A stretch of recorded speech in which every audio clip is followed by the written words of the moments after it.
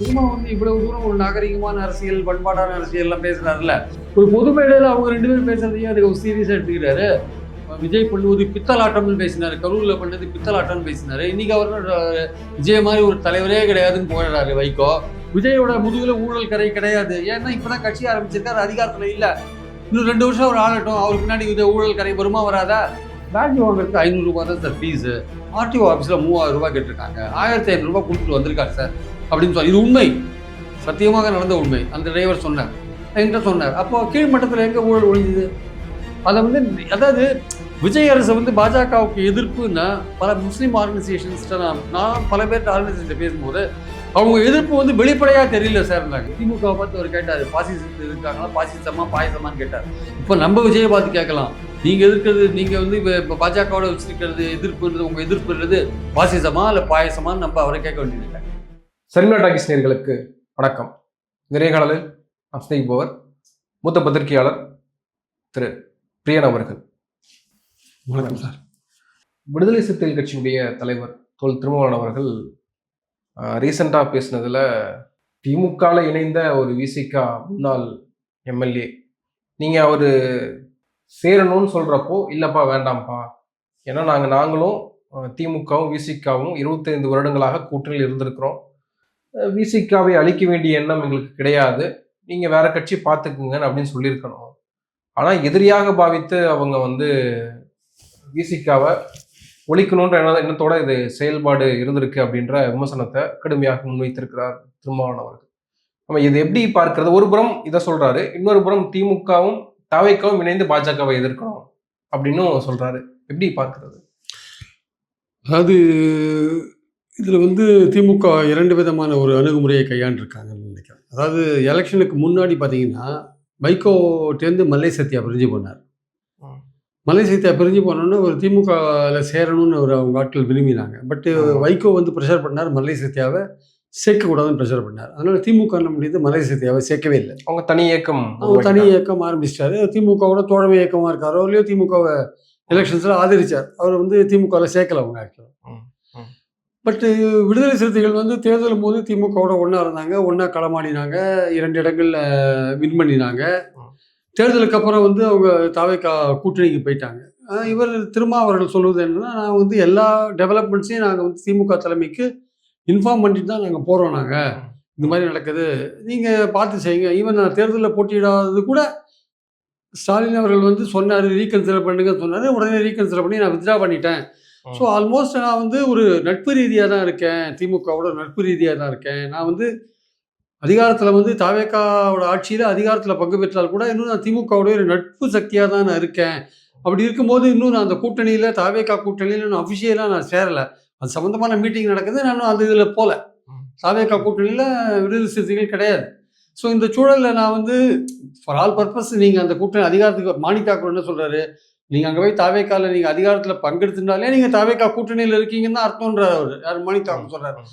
இவர் கொஞ்சம் வித்தியாசப்படுறாரு. இல்லை என்னுடைய பார்வை வேறையாக இருக்குது, அந்த கூட்டணி சம்மந்தப்பட்ட பேச்சுவார்த்தை நடக்குது, பட் நாங்கள் திமுக அணியிலேருந்து வெளியில் நாங்கள் அதிகாரத்தில் பங்கு பெற்றோம், திமுக கூட்டணியிலேருந்து வெளியில் வந்த நிலையில் இருக்கோமா அல்லது தாவேக்கா கூட்டணியில் சேர்ந்த நிலையில் இருக்கோம்னா அதிகாரத்தில் பங்கு பெற்றோன்ற ஒரே விஷயம் தான் அங்கே இருக்குது. அதனால நாங்கள் இந்த கூட்டணியில் இருக்கோம் இல்லை அந்த கூட்டணியில் இருக்கோம் சொல்ல முடியாது அப்படின்ற ஒரு இதில் பாயிண்ட். திமுக கூட்டணியில் விசிகா இல்லைன்னு விசிகா சொல்லலை, திமுக சொல்லுச்சு.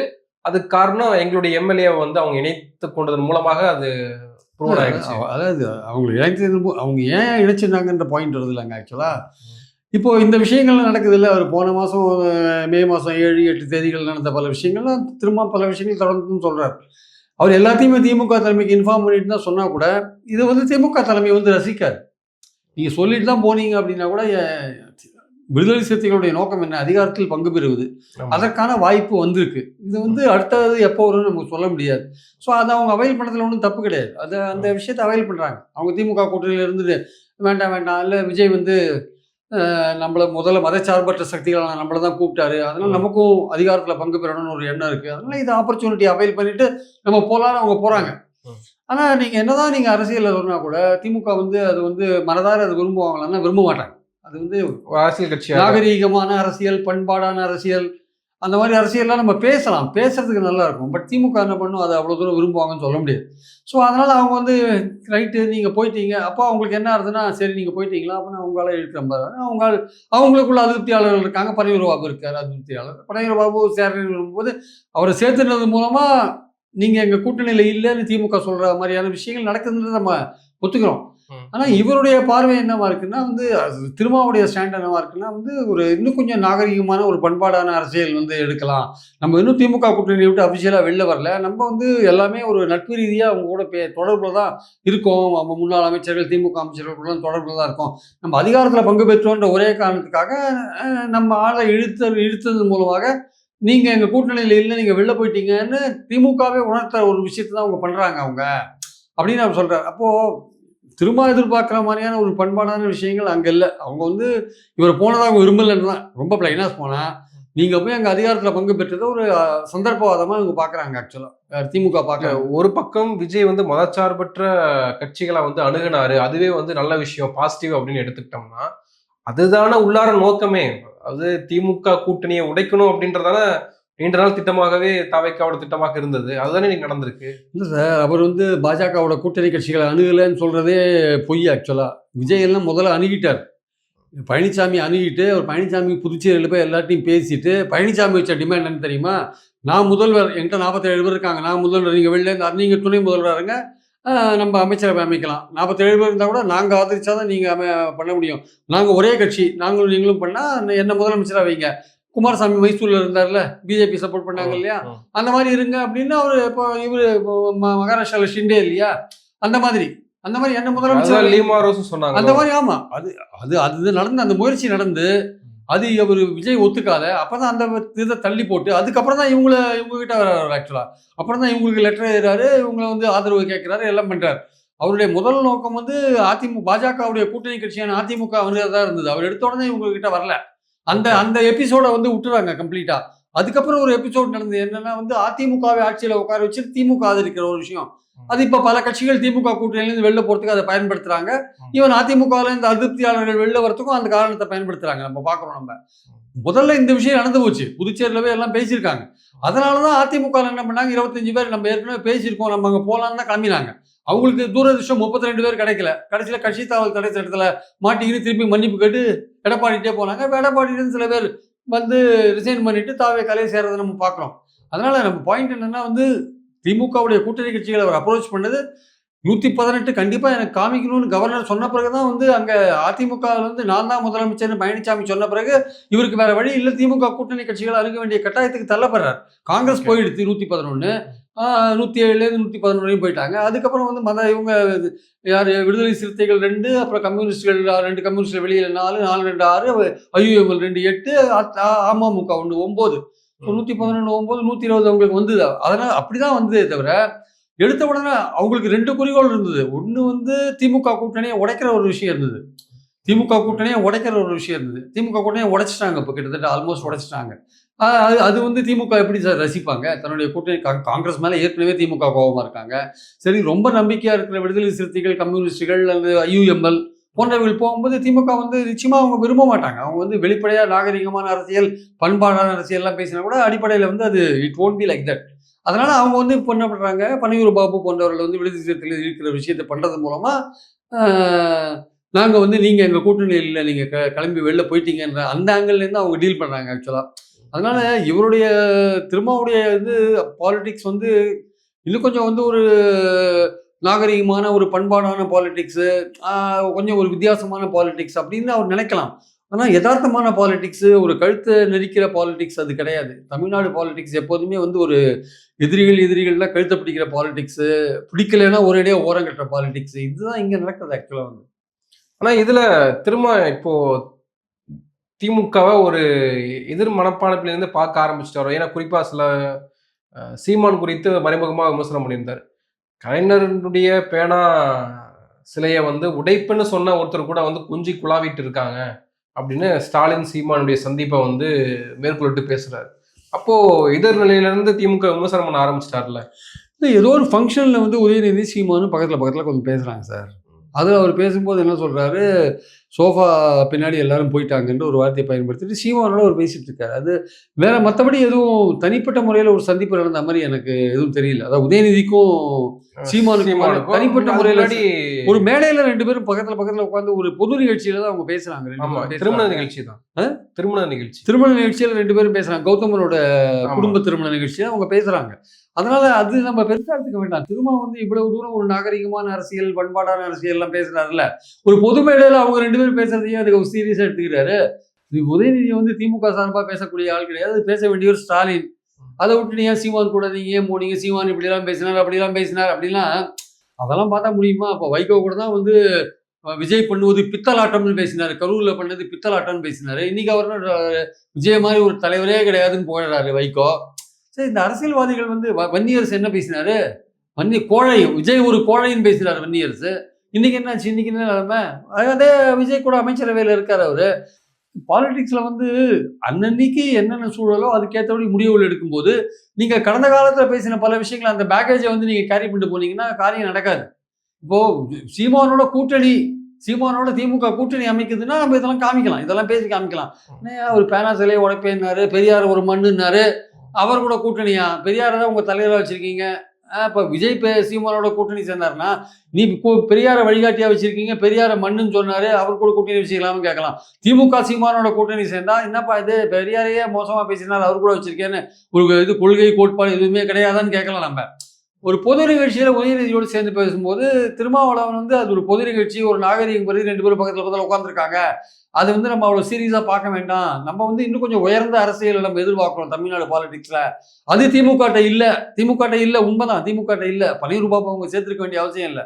ஏன்னா இன்னைக்கு கூட்டணி இப்படி இருக்கும் சார், நாளைக்கு கூட்டணி மாறலாம், இல்ல இந்த 29 எலெக்ஷன்ல மாறலாம். அரசியல் எதுவுமே சொல்ல முடியாது. விஜயோடய தொடர்ந்து எல்லாரும் பயணப்படுத்துவாங்கன்னா அரசியல்ல வந்து பயணப்பட்டா நல்லது, 5 வருஷம் பயணப்பட்டா நல்லது. பயணப்படாத இருக்கிறதுக்கான வாய்ப்பு இருக்கான்னா இருக்கு. நாளைக்கு விஜய் நாளைக்கு பாஜகவோட நெருங்கி போறாரு வச்சுக்கோங்க. அப்ப என்ன பண்ணுவாங்க கூட்டணி கட்சிகள்லாம்?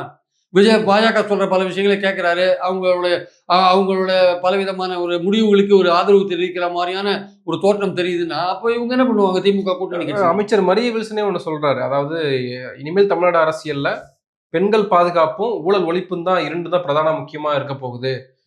ஐடியாலஜி பாலிடிக்ஸ் இடம் கிடையாது தமிழ்நாட்டில் இனிமேல் அப்படின்னு.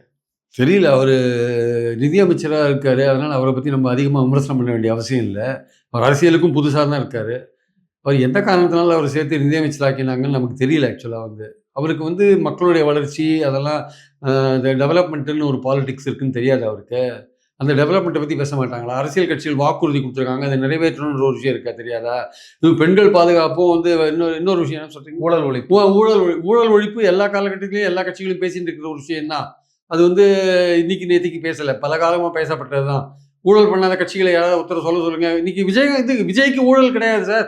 விஜயோட முதுகுல ஊழல் கரை கிடையாது. ஏன்னா இப்பதான் கட்சி ஆரம்பிச்சிருக்காரு, அதிகாரத்துல இல்ல. இன்னும் 2 வருஷம் அவர் ஆளட்டும். அவருக்கு பின்னாடி ஊழல் கரை வருமா வராதா? இன்னைக்கு பயணியில லேண்டு கொடுத்துருக்கீங்க, அறநிலையத்துறை லேண்டை, கரூர்ல அறநிலையத்துறை லேண்டை கொடுத்துருக்கீங்க. ஒரு விஜய் கட்சியோட வழக்கறிஞர் என்ன சொல்றாரு? அரசாங்க வழக்கறிஞர் போறதுக்கு லஞ்சம் வாங்கினாங்க, துட்டு வாங்கினாங்கன்னு சொல்றாரு. ஊழல் அடிமட்டத்தில் ஒழிஞ்சு போச்சா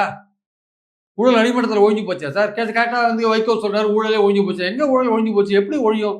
நம்ம ஒழியணும்னு விரும்புறோம், நம்ம ஒழியக்கூடாதுல ஒழியணும்னு விரும்புறோம். ஆனா அவ்வளவு சீக்கிரம் எல்லாம் நடந்து போச்சா? ஒரு தடவை ஜெயலலிதா சொன்னாங்க, நான் ஆட்சிக்கு வந்த உடனே சென்னையில் இருக்கிற செயின் திருடர்கள்லாம் ஆந்திராவுக்கு போயிட்டாங்க. அதுக்கப்புறம் சென்னையில் செயின் திருட்டே நடக்கலையா? உண்மையை சொல்கிறேன் சார். உங்ககிட்ட முந்தா நேற்று ஒரு ஆட்டோவில் வந்து பயணம் பண்ணியிருந்தேன். அந்த ஆட்டோ டிரைவர்கிட்ட கேட்டேன், ஆர்டிஓ ஆஃபீஸ்க்கு அவங்க அடிக்கடி போகிறாங்கல்ல, என்ன சார் விஜய் ஆட்சிக்கு வந்த பிறகு எல்லா கீழ்மட்டத்துலலாம் ஊழல் ஓஞ்சிடுத்து சொல்கிறாங்களே, நீங்கள் என்ன சொல்கிறீங்க? சார் நான் நேரம் போல எங்கள் தம்பி ஒருத்தர் போனார் பேட்ஜ் வாங்குறதுக்கு 500 ரூபா தான் சார் ஃபீஸு.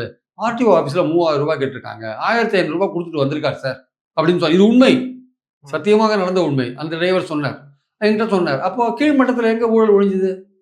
ஒரு ரியல் எஸ்டேட் சொல்றாரு.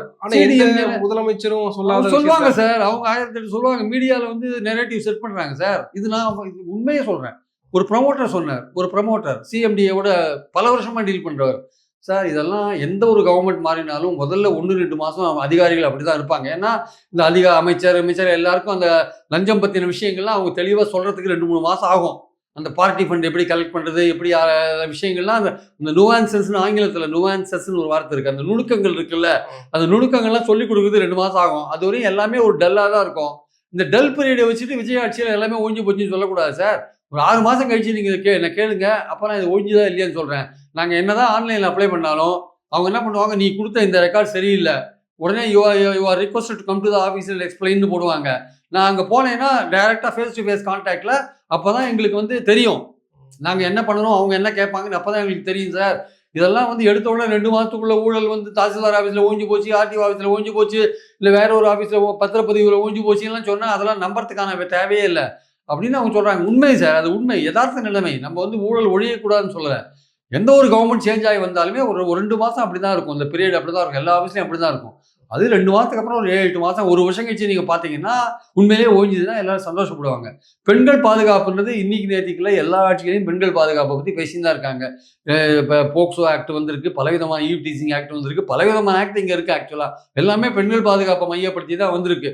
உங்கள் ஆட்சியில் பெண்கள் பாதுகாப்பாக இருக்காங்களா? இந்த 55 நாளில் எவ்வளவு பாலியல் வன்கொடுமைகள் நடந்திருக்கு?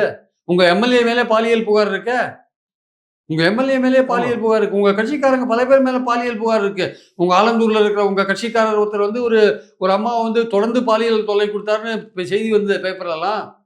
பல ஊர்ல பல விஷயங்கள் நடந்து தானே இருக்கு. தவேகாவோட ஆட்கள் வந்து பாலியல் புகாரில் மாட்டிக்கிற விஷயங்கள்லாம். அதனால இந்த மரிய வில்சன்லாம் அரசியலுக்கு புதுசு, அவரை பத்தி நம்ம ரொம்ப அதிகமாக பேச வேண்டிய அவசியம் இல்லைன்னு நினைக்கிறேன்.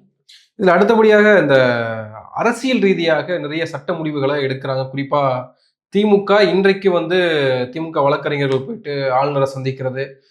எம்ஆர் விஜயபாஸ்கரே வந்து ஒத்துக்கிட்டாரு, குதிரை பேரம் நடந்திருக்கிறது, அவங்க எங்களை அப்ரோச் பண்ணாங்க, அந்த அப்ரோச் எங்களுக்கு பிடிச்சிருந்ததுன்னு ஓப்பனாக சொல்லிட்டாருன்னு சொல்லி அந்த ப்ரெஸ் மீட் எடுத்துகிட்டு போய் ஆளுநர்கிட்ட கொடுக்குறது. இப்போது உயர்நீதிமன்றத்தில் கேஸ் போடுறது, இப்போ வந்து ஆர்எஸ் பாரதி வழக்கு தொடுக்கிறேன்னு சொல்கிறாரு. இப்போ இது எப்படி நம்ம பார்க்கறது? இல்லை, அதாவது நமக்கு இந்த குதிரை பேரம் என்ற விஷயம் வந்து நடக்கிறதுன்னு தெரியும். ஆனால் அதை வந்து நீங்கள் ப்ரூவ் பண்ண முடியாது. அது வந்து உண்மைதான். ஏன்னா இந்த ஆட்சிக்கு மெஜாரிட்டின்றது ஒரு முக்கியமான விஷயம் சார். அந்த மெஜாரிட்டி வந்து கேள்விக்குறியாக மாறுது. அது கேள்விக்குறியாக மாறும்போது விஜய் என்ன பண்ணுறாரு, தனக்கான ஒரு மெஜாரிட்டி தேவைன்னு தாவேக்கால ஆட்களை சேர்த்து எம்எல்ஏவாக எலெக்ட் பண்ணணும்னு ட்ரை பண்ணுறாரு. அதுக்கு தான் அவர் வந்து இந்த அதிமுகலேருந்து ஆட்கள்லேருந்து இழுத்து ரிசைன் பண்ண சொல்கிறார். அதுதான் இப்போது இடைத்தேர்தலும் தடையை போட்டாங்க, 5 இடைத்தேர்தலுக்கும் தடையை போட்டாங்க. அதனால் அவங்க வந்து அதிமுகவிலிருந்து 25 பேர் பிரிஞ்சு வந்தபோது இவர் எல்லா கட்சி தலைவரையும் போய் பார்த்தவர். அதிமுக பொறுத்த மட்டும் எடப்பாடியை போய் பார்க்காம நீங்க வந்து வேலுமணி சிவி சண்முகத்தையும் போய் பார்த்தீங்க. அப்போ உங்க நோக்கம் என்ன? ஒரு கட்சியில ஒரு அபிப்பிராயம் வித்தியாசம் இருக்கு, ஆக்சுவலா ஒரு பிளவு இருக்கு, கருத்து வேறுபாடு இருக்கு. அப்ப கருத்து வேறுபாடு இருக்கும்போது நீங்க கட்சி தலைமையை விட்டு நீங்க எதிர்கட்சி கோஷ்டியை போய் பார்த்தீங்கன்னா அப்போ உங்களோட நோக்கம் என்ன? அதுல ஒரு பிளவு உண்டாக்குறது தானே. அப்போ அந்த பிளவு உண்டாக்குனா அதன் மூலமா பெனிஃபிட் அடைகிறது நீங்கன்னா, அப்ப ஏதோ ஒரு குவிட் ப்ரோக்கோ ஆங்கிலத்தில் சொல்லுவாங்க, ஏதோ ஒரு பதில் இருக்க, நீங்க ஏதோ ஒரு எதிர் ஏற்பாடுகள் ஏதோ ஒன்று பண்ணாத அவங்க எப்படி உங்க பக்கத்துல வரத்துக்கான வாய்ப்பு இருக்கு? தினகரன் சொன்னதுதான் அமமுக விஷயத்துல. அந்த அமமுக எம்எல்ஏ எப்படிலாம் பல்டி அடிச்சாரு, தினகரனோட சேர்ந்தும் கவர்னர் சந்திச்சாரு, பின்னாடி ஒரு அறிக்கை விட்டாரு, எவ்வளோ விஷயங்கள் நடந்தது இல்லை. கடைசியில் இப்ப என்ன சொல்றாரு, நான் வந்து தாவேக்காவை ஆதரிக்கிறேன் அப்படின்னு சொல்றாரு அவர் ஆக்சுவலா. அதனால குதிரை பேரம் அப்படின்ற விஷயங்கள் வந்து எங்க முக்கியத்துவம் பெறுதுன்னா, இவங்களுக்கு மெஜாரிட்டி இல்லை, இவங்க வந்து இந்த கூட்டணி கட்சிகளை வந்து நம்புற மாதிரி எனக்கு தெரியல. ஏன்னா இன்னைக்கு வந்து கம்யூனிஸ்டுகள் உட்பட பல பேர் என்ன சொல்றாங்க, பல விஷயங்கள் அபிப்பிராய பேதங்கள் நிறைய இருக்கு கம்யூனிஸ்டுகள் மத்தியில வந்து. ஈவன் வந்து இந்த தாவேகா அரசை பத்தின அபிப்பிராயங்கள் இருக்கு. இப்ப கரூர்ல அரசு வேலை கொடுத்தது கூட கம்யூனிஸ்டுகள் விமர்சனம் பண்றாங்க. அதனால வந்து கம்யூனிஸ்டுகள் பல அசம்பிளியில வந்து விஜய் பேசின விஷயங்கள் கூட கம்யூனிஸ்டுகள் அப்ஜெக்ட் பண்ணாங்க. அது வந்து அரசாங்கத்தில் இருக்க விசிகாவோ அல்லது வந்து ஐயுஎம்எலோ மற்றவங்களோ வந்து காங்கிரஸோ வந்து இது விமர்சிக்க மாட்டாங்க. பட் வெளியில் இருக்கிற கம்யூனிஸ்டுகள் அதுக்கான விமர்சிக்கிறதுக்கான உரிமையை பெற்றிருக்காங்க. அப்போது இந்த மாதிரி விமர்சனங்கள் வெளியிலேருந்து வரும்பொழுது அவங்களுக்கு என்ன ஒன்றுனா, தாவேகா சார்பாகவே ஒரு ஒரு ஆதரவு நிலைப்பாடு உள்ள எம்எல்ஏக்கள், தாவேகா எம்எல்ஏக்களே ஆதரவு தெரிவித்தா நமக்கு எந்த பிரச்சனையும் கிடையாதுன்னு நினைக்கிறார். கூட்டணி கட்சிகளை நம்பலை சார். ஆக்சுவலாக அடிப்படையில் விஜய் வந்து இந்த கூட்டணி கட்சிகளை நம்பலை. இவங்க வேணா நம்பலாம். அவருடைய நோக்கம் என்னன்னா திமுக கூட்டணியை உடைக்கணுன்றதா இருந்தது. ஆக்சுவலாக காங்கிரஸ் வந்து திமுக கூட்டணியில் இருந்து கொண்டே எலெக்ஷனுக்கு முன்னாடியே சதிவேலை பண்ணவங்க தான் காங்கிரஸ். ஆக்சுவலாக அந்த சதிவேலைக்கு ராஜீவ் காந்தியும் உடன்பட்டு போனார். ஆக்சுவலாக அவங்களுக்கு தாவேக்காவுக்கு போகணும். கடைசியில் சோனியா காந்தி தலையிட்டு நீங்கள் இந்த எலெக்ஷனில் ஒன்றாருங்கன்னாரு. ஸ்டாலினும் சரி இந்த எலெக்ஷன் நம்ம விட்டுறக்கூடாது காங்கிரஸ்னு ஒன்றாங்க. தேர்தலுக்கு முன்னாடியே வந்து திமுகவும் வந்து கூட்டணி கட்சிகளை ஒழுங்காக நடத்திருக்கலாம். திமுகவும் கூட்டணி கட்சிகளை வந்து ஒழுங்கா நடத்தல, பெரிய அண்ணன் மனப்பான்மையோட நடத்தினாங்கிறது தான் பாயிண்ட். அதுல இவங்க கொஞ்சம் கோவப்பட்டாங்க. யாரு இந்த கூட்டணி கட்சிகள் எல்லாமே வந்து கோவப்பட்டாங்க. தேமுதிகவுக்கு திடீர்னு 10 இடங்கள் கொடுத்தது, ராஜ்யசபா கொடுத்ததெல்லாம் இந்த கூட்டணி கட்சிகள் நாங்கள் 3 எலெக்ஷனா பயணப்பட்டு வரோம், இப்போ வந்து சேர்ந்தவங்களுக்கு இதெல்லாம் பண்றீங்கன்னு கோவம் வருது. அப்போ திமுக நடந்து கொண்ட விதம் சரியில்லை. அதனால எலெக்ஷன்ல வந்து எதுவுமே ஜெல் ஆகல கரெக்டா. ஏற்கனவே அதிமுக பிடிக்கல, ஒரு பெரிய நடிகர் வந்திருக்காரு அப்படின்ற போது இந்த விஷயங்கள்லாம் இந்த கூட சேர்ந்து தோல்விக்கு காரணமா அமைஞ்சதை பார்த்தோம் நம்ம. அதனால திமுக வந்து காங்கிரஸும் வந்து திமுக கூட்டணியை டேமேஜ் பண்ணாங்க, திமுகவும் அந்த கூட்டணி கட்சிகளை ஒழுங்கா நடத்தல. அவங்களுக்கு என்னன்னா நம்ம எப்படி வின் பண்ணிடுவோம், நம்ம பண்ண வெல்ஃபேர் ஸ்கீம்ஸ்னால பெண்கள்லாம் நமக்கு ஓட்டு போடுவாங்க அப்படின்னு நினைச்சவங்க உறுதியா இருந்தாங்க. அவங்க உறுதியா இருந்ததுக்கு நேர் எதிராக விஷயங்கள்லாம் போய் கடைசியில விஜய்க்கு ஆதரவான ஒரு பெரிய அலைன்னு சொல்ல முடியாது, விஜய்க்கு ஆதரவான நிலைப்பாடை மக்கள் எடுத்துட்டாங்க. அதுவும் முழு நிலைப்பாடும் கிடையாது, 107 இடங்கள் தான் கொடுத்தாங்கன்னு பார்த்தோம் நம்ம. அதனால திமுக மேலேயும் தவறுகள் இருக்கு. எலெக்ஷனுக்கு முன்னாடி கூட்டணி கட்சிகள் ஒழுங்கா நடத்துறாங்க, கூட்டணி கட்சிகளும் வந்து திமுகவோட ஒரு ஜெல்லாகி வேலை செய்யலை. காரணம் அவங்களுக்கு திமுகவோட ஏற்பட்ட அந்த கசப்புணர்வுகள், பல கசப்புணர்வுகள். கம்யூனிஸ்டுகளுக்கு 5 இடம் கொடுக்கறது, விடுதலை சிறுத்தைகள் போராடி 8 இடத்தை வாங்குறது, தேமுதிகவுக்கு 10 இடங்கள் கொடுக்கறது, ஒரு பக்கத்தில் வைகோ வந்து உதயசூரியன் சேர்ந்தில் போட்டி போட வைக்கிறது, எல்லாமே வந்து இதுவே திமுக வின் பண்ணிட்டு வச்சுக்கோங்களேன். இது எல்லாமே மறந்து போயிருக்கும் எல்லாருக்குமே. எல்லாமே ஆஹா திமுக மாதிரி எங்க கூட்டணி மாதிரி சிறப்பான கூட்டணி கிடையவே கிடையாது, தொடர்ந்து 4வது எலெக்ஷனா வின் பண்ணிட்டு சொல்லியிருப்பாங்க.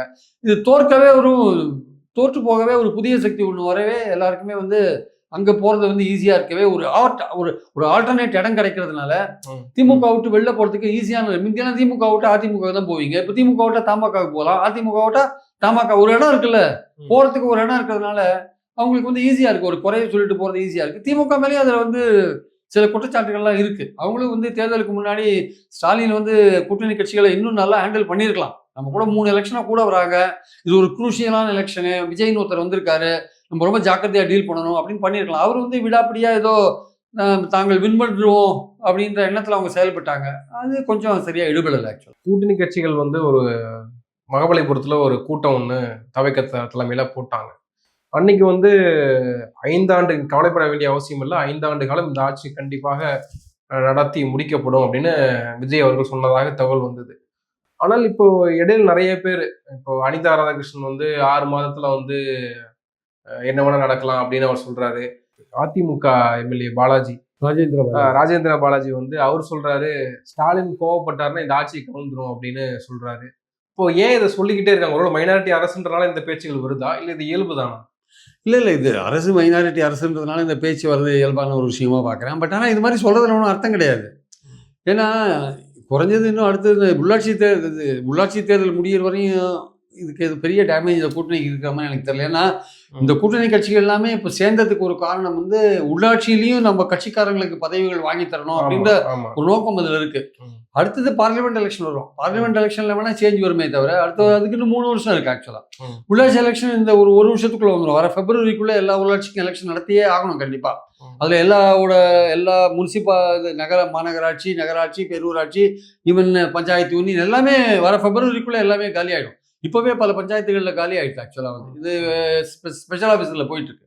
அப்படி இருக்கும்போது வர பிப்ரவரி வரையும் வந்து இந்த கூட்டணி கட்சிகள் கூடயே தான் போவாங்க, அதுக்கப்புறமும் போவாங்க. ஆனால் பார்லிமெண்ட் எலெக்ஷன்ஸ் வந்து சொல்ல முடியாது. ஏன்னா பார்லிமெண்ட் எலெக்ஷன்ஸ்ல வந்து தாவேகாவுடைய நிலைப்பாடு டுவர்ட்ஸ் பாஜக எப்படி இருக்குன்னு சொல்ல முடியாது. அது பாஜக வந்து தாவேகாவுடைய பாஜக எதிர்ப்புன்றது இன்னும் 100% வந்து ப்ரூவ் ஆகலை. ஆக்சுவலா அது வந்து இன்னும் வந்து ஒரு ஊசலாட்டத்திலே இருக்கு. பாசிசம் அது இது எனக்கு கொள்கை எதிரின்னு சொல்றாங்களே தவிர பல முஸ்லீம் ஆர்கனைசேஷன்ஸ் நான் பேசி பார்த்தபோது தாவேகாவுடைய பாஜக எதிர்ப்பு என்பது இன்னும் வந்து அது சோதனைக்கு உட்பட்டது தான் அப்படின்றாங்க. ஆக்சுவலா அது இன்னும் டெஸ்ட் பண்ண வேண்டிய விஷயங்கள் நிறைய இருக்கு சார். அது வந்து முழுசா நம்ப முடியாது. இப்போ திமுக வந்து ஒரு வெளிப்படையா நெரேட்டிவ் செட் பண்ணாங்க, பாஜகவுக்கு எதிரான, பாஜக சித்தாந்தத்துக்கு எதிராக, கவர்னரோடுக்கு எதிராக, மத்திய அரசுக்கு எதிராக ஓப்பனாகவே ஒரு நெரேட்டிவ் செட் பண்ணாங்க. மக்கள்கிட்ட வந்து அந்த விஷயங்களை கொண்டு போனாங்க. நாங்கள் வந்து ஓரணியில் திரள்வோம், தமிழ்நாட்டை பாதுகாப்போம் அப்படின்லாம் சொன்னாங்க. ஆனால் இவங்க வந்து கொள்கை எதிரின்னு சொல்றவங்க பல விஷயங்களை கம்முன்னு இருக்காங்க, பேசாமல் இருக்காங்க. நாங்கள் எந்த இடத்துல ஃபைட் பண்ணுமோ அவங்க ஃபைட் பண்ணுவோன்றாங்க. இப்போ உதாரணமாக பார்த்தீங்கன்னா, இப்போ மதுரை ஹைகோர்ட்டில் வந்து அந்த மதம் மாறிய இஸ்லாமியர் வந்து ஒரு பேக்வர்ட் கிளாஸ் சர்டிஃபிகேட் தான் கேட்டார். கடைசியில் அந்த இடஒதுக்கீடு கொடுக்குற விஷயங்களே அடிச்சுட்டாங்க. அந்த பேக்வர்ட் கிளாஸ் மதம் மாறி வந்தவங்களுக்கு இடஒதுக்கீடு கொடுக்குற ஒரு ஆர்டரை வந்து அடிச்சுட்டாங்க.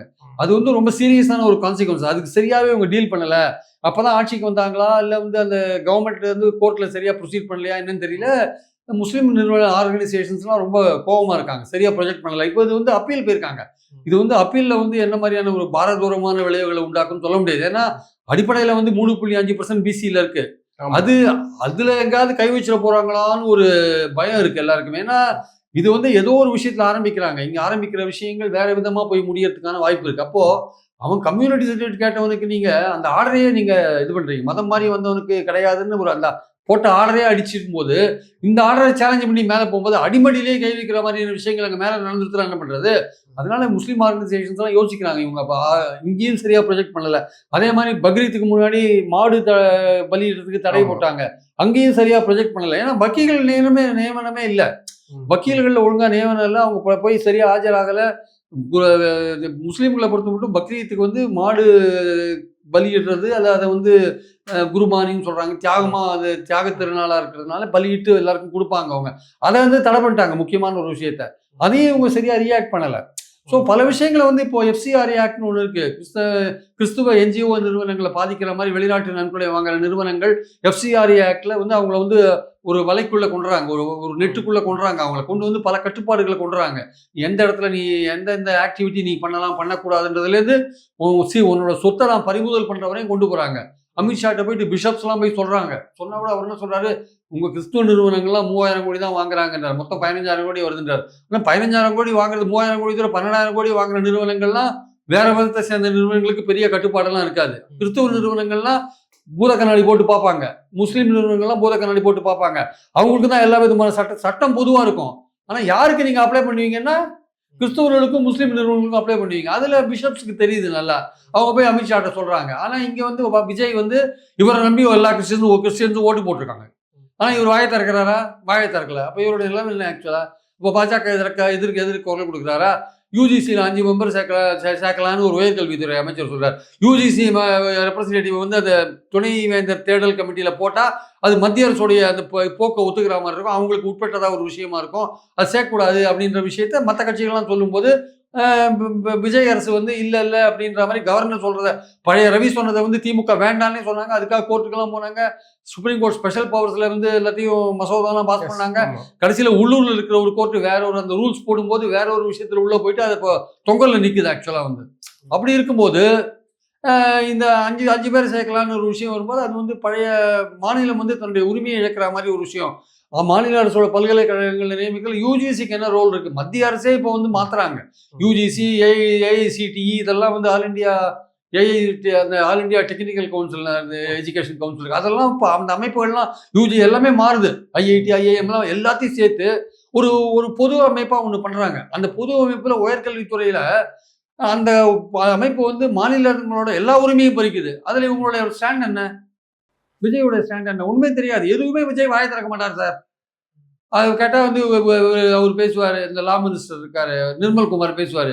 விஜய் எதுக்குமே வாயை திறக்க மாட்டார். இப்போ இதை வச்சுக்கோங்களேன், மோர் ஒர்க்னு தொகுதி மறுசீரமைப்பு சொல்லுங்களேன். அது இப்போ வந்து லோக்சபா, ராஜ்யசபா ரெண்டுத்துலயும் கிட்டத்தட்ட மெஜாரிட்டி லெவல்ல வந்துட்டாங்க பிஜேபி. நீங்க வந்து எப்படி ஃபைட் பண்ணுவீங்க? சம்பந்தப்படத்துல ஃபைட் பண்ணுவீங்க. எப்படி ஃபைட் பண்ண போறீங்க சொல்லுங்க. அதை வந்து அதாவது விஜய் அரசு வந்து பாஜகவுக்கு எதிர்ப்புன்னா பல முஸ்லீம் ஆர்கனைசேஷன்ஸ்ட நான் பல பேர்ட்ட ஆர்கனைசேஷன் பேசும்போது அவங்க எதிர்ப்பு வந்து வெளிப்படையா தெரியல சார்னாங்க. நெரேட்டிவ் வந்து திமுக ஆட்சி வந்து பாஜகவுக்கு கொண்டுற பல விஷயங்கள், மைனாரிட்டியை பாதிக்கிற பல விஷயங்கள், இல்லை பொதுவாக மாநில அரசு உரிமைகளை பறிக்கிற பல விஷயங்கள்ல வெளிப்படையா வந்து களமாடினாங்க. ஆனா அப்போ வந்து விஜய் என்ன சொன்னாரு, திமுகவும் பாஜகவும் மறைமுக கூட்டணின்னு அந்த பாஜக எதிர்ப்பு ஓட்டை வாங்குறதுக்காக ஒரு பிரச்சாரத்தை அவர் பண்ணார். இன்னைக்கு இவர் வாயே திறக்க மாட்டேன்றார். எதுவுமே வாயை திறக்காத பேசாம இருக்காரு. நிர்மல்குமார் போற போக்கில் ஏதோ ஒன்று ஒரு பாட்டி சொல்லிட்டு போறாரு. இது அது கவர்மெண்டோட இதுவா, அது நாளைக்கு வந்து விஜய் சொன்னாதான் அது கவர்மெண்டோட இதுவா, இல்லை இவர் சொன்னாதான்னு ஒரு தெரியல. அப்போ வந்து விஜய் வந்து ஒரு வெளிப்படையான ஒரு நெரேட்டிவ் இருக்குல்ல, ஒரு பிஜேபி கவர்மெண்ட் கொண்ட விஷயங்கள், நல்ல எதிர்கட்சிகள் விமர்சனம் பண்ற விஷயங்கள், இதுக்கெல்லாம் வந்து இவர்கிட்ட விஜய்கிட்ட வெளிப்படையான பதில்கள் இல்லாதனால விஜயுடைய பாஜக எதிர்ப்பு என்பது இணக்கமாக இருப்போம். ஏன்னா அவருக்கு வந்து பாஜக கவர்மெண்ட் அனுசரித்து போகணுன்றதோட எந்த விதமான பிரச்சனையும் இல்லாம போகணுன்றதுல ரொம்ப அக்கறை காமிக்க. அரசுக்கு எந்த பிரச்சனையும் வந்துடும். ஏன்னா அவருக்கு நிதி முதல்ல வரணும். அவர் பண்ண ப்ராமிஸ் அவ்வளோ அப்படிப்பட்ட ப்ராமிஸ். அவருக்கு நிதி வரலைன்னா ரொம்ப கஷ்டம். இப்போ பாருங்க, மகாத்மா காந்தி ஊரக வேலை திட்டத்தில் 40% நம்ப போட வேண்டியிருக்கு ஸ்டேட் கவர்மெண்ட். அதை வந்து திமுக கவர்மெண்ட் ஏத்துக்கல. நீங்க ஏத்துட்டீங்க இப்போ. அப்ப இது எதை காமிக்குது? ஆயுஷ்மான் பாரத்னு ஒரு இன்சூரன்ஸ் ஸ்கீம், அதை கூட இவங்க ஏத்துன்றதா சொல்றாங்க. அது இன்னும் அபிஷியலா தெரியல. அப்போ மத்திய அரசு கொண்டு வர விஷயங்கள்லாம் நீங்க ஏத்துக்கும் போது, இப்போ ஏதோ ஒரு விதத்துல நீங்க மத்திய அரசை வந்து நீங்க அவங்களோட வந்து இணக்கமா அல்லது அணுக்கமா போறீங்கன்னா, அந்த நிதி வாங்குறதுக்கான ஒரு விஷயம் போகும்போது, இப்போ பாஜகவை நீங்க எந்த இடத்துல நீங்க எதிர்க்க போறீங்க? உங்களுக்கு வந்து லோக்சபாலையும் ரெப்ரசன்டேட்டிவ் கிடையாது, ராஜ்யசபாலையும் ரெப்ரசன்டேட்டிவ் கிடையாது. அப்ப நீங்க மக்கள் முன்னாடி தான் எதிர்ப்பு வைக்க வேண்டிய அவசியம் இருக்கு. இப்போ மக்கள் முன்னாடி நீங்க எதிர்ப்பு நீங்க வைக்காத வாய மூடிருந்தீங்கன்னா, அப்போ சிறுபான்மையோரோ இல்ல தமிழ்நாட்டுல பாதிக்கப்படுற மக்களோ என்ன நினைப்பாங்க? நீங்க பாஜகவுக்கு எதிராக களமாடல, ஏதோ ஒரு விதத்துல நீங்க அதை அனுசரிச்சு போறீங்க அப்படின்னு தான் நினைப்பாங்க. அதுதான் இப்ப பெரும்பாலான சிறுபான்மை நிறுவனங்கள் நடத்துறவங்க, கட்சிகள் நடத்துறவங்கலாம் விஜயுடைய பாஜக எதிர்ப்பு என்பது 100% இன்னும் ப்ரூவ் ஆகாது இருக்கு ஆக்சுவலா. அது வந்து பாசிசத்து இருக்கிறாரா? திமுகவை பார்த்து அவர் கேட்டாரு. பாசிசத்து இருக்காங்களா? பாசிசமா, பாயசமான்னு கேட்டார். இப்ப நம்ம விஜயை பார்த்து கேட்கலாம். நீங்க எதிர்க்கிறது, நீங்க வந்து இப்ப பாஜகவோட வச்சிருக்கிறது எதிர்ப்புன்றது, உங்க எதிர்ப்புன்றது பாசிசமா இல்ல பாயசமான்னு நம்ம அவரை கேட்க வேண்டியது இருக்கு ஆக்சுவலா. நன்றி, நிறைய விஷயங்களை தெளிவுபடுத்திருக்கீங்க. உங்க நேரத்துக்கு மிக்க நன்றி. தேங்க்யூ.